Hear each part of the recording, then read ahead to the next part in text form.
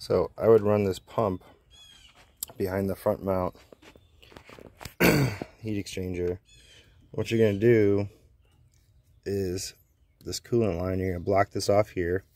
You're going to run this to the original line. These hoses, which are both coming from into the front mount heat exchanger system that I installed, are going to connect to the cold and hot side and put a coolant tank over here. And then the stock system, these black hoses, are going to connect and run into a T on this coolant line here. It goes to the turbo.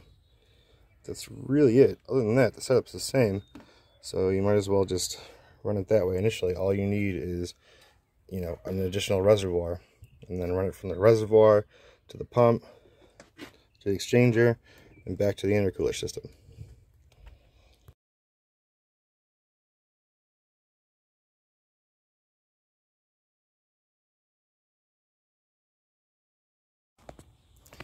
And what I was trying to say about that yellow one line that I made yellow is you could probably just delete it. So it's this line coming here, if I can see shit, off the hot side from the intercooler system, which you're not going to have this anymore because you're going to be running everything off these hoses. So if you follow this back, you'd have to find a way to cap this right here, and then just delete this line, because your front mount heat exchanger lines are going to go here. This isn't really necessary. And then your coolant line here is going to run, like I said, to